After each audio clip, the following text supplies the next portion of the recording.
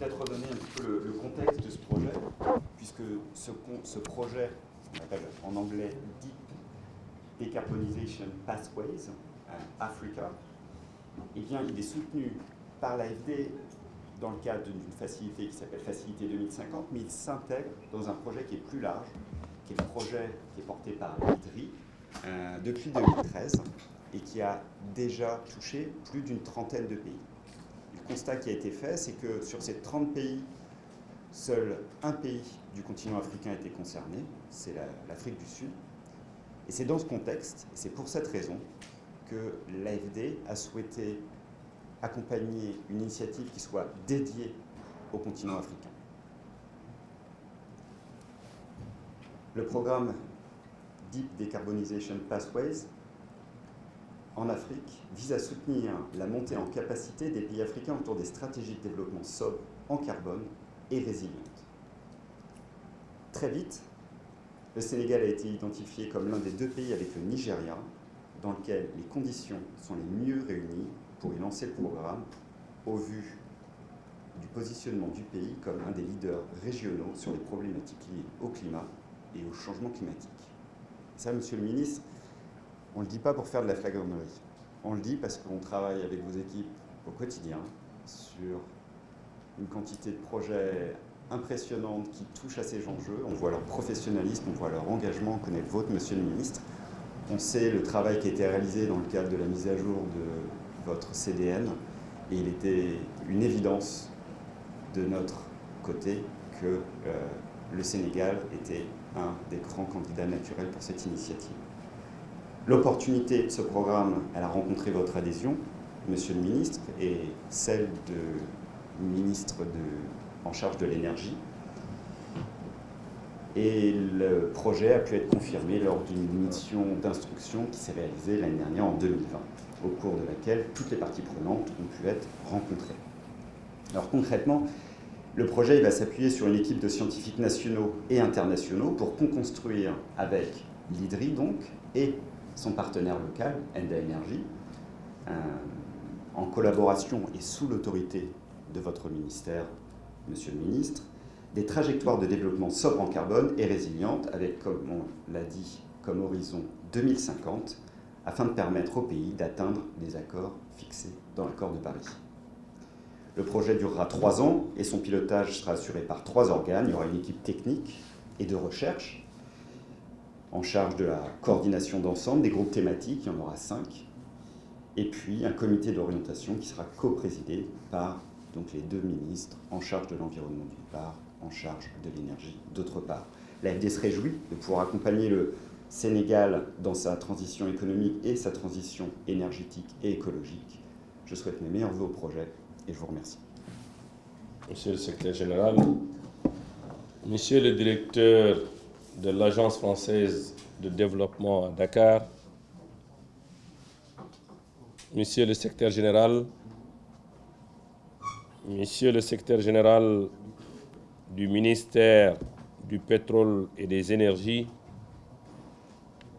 Monsieur le secrétaire général du ministère de l'Environnement et du Développement durable, Monsieur le directeur adjoint de Enda Energy, Messieurs les directeurs généraux et nationaux, distingués invités à vos rangs, titres et qualités.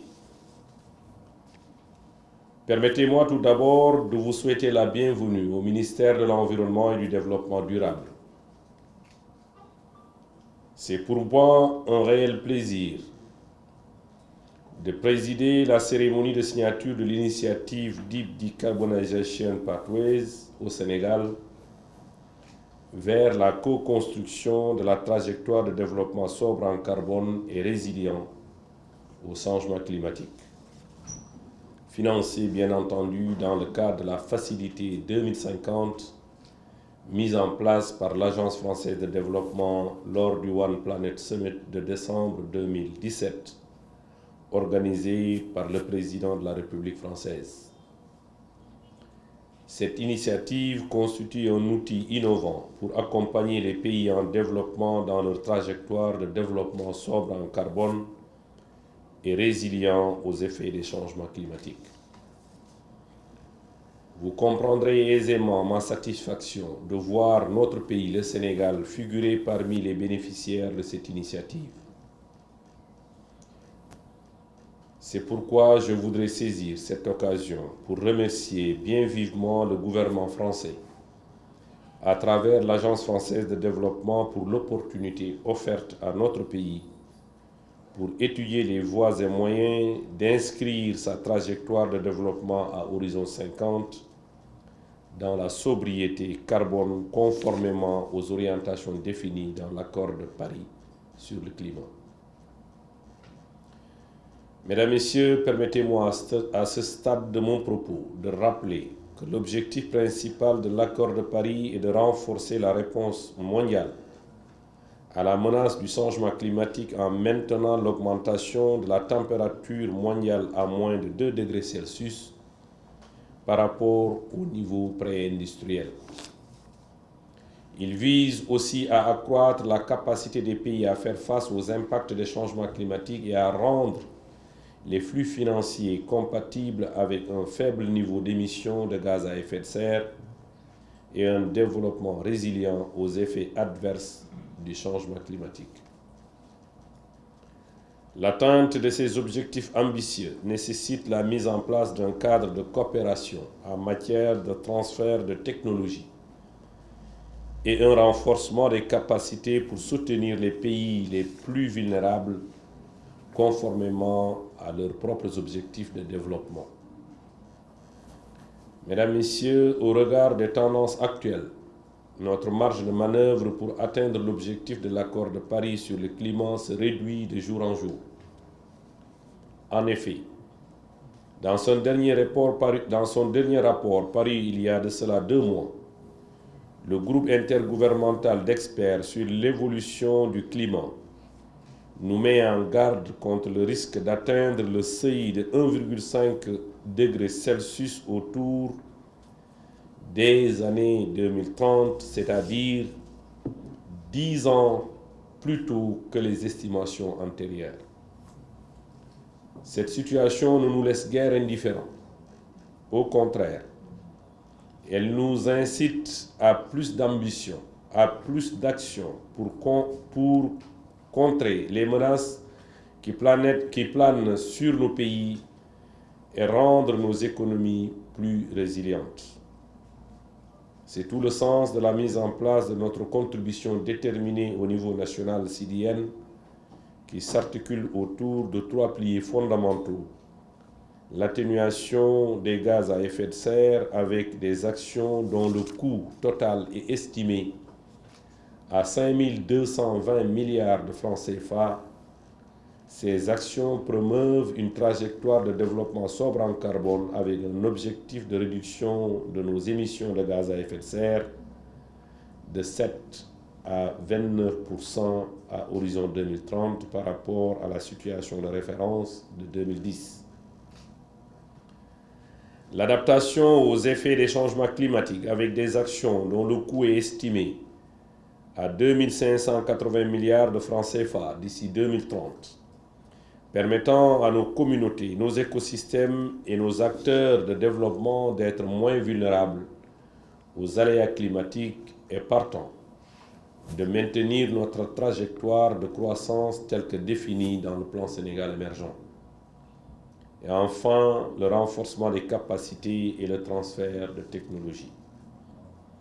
Nous osons espérer qu'avec l'accompagnement de l'Institut du développement durable et des relations internationales et Enda Energy, le Sénégal pourra, dans les meilleurs délais, disposer d'une stratégie sobre en carbone à horizon 2050, basée sur les évidences scientifiques et les priorités de développement définies dans le plan Sénégal émergent.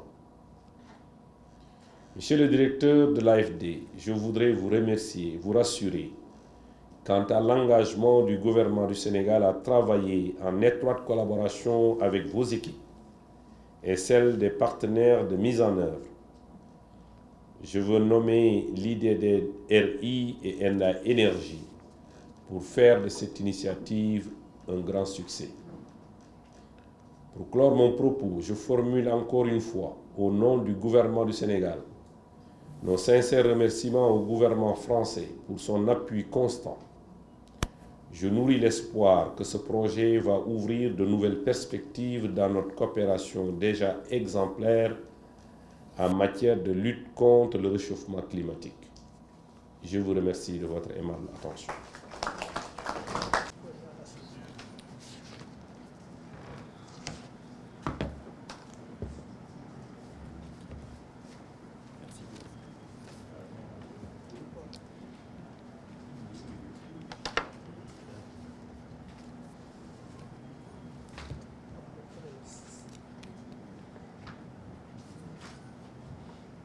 C'est bon, c'est juste par exemple le secrétaire général.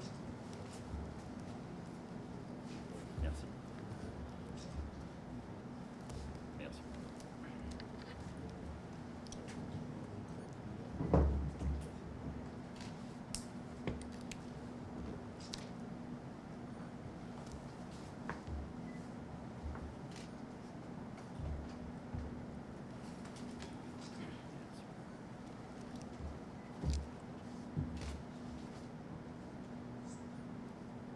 Voilà.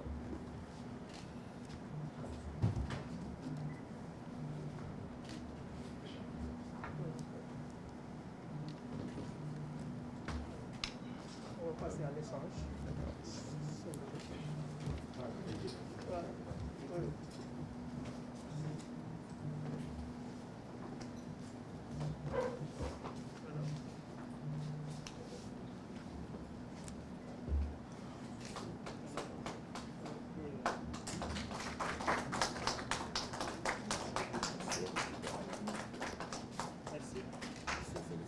Merci.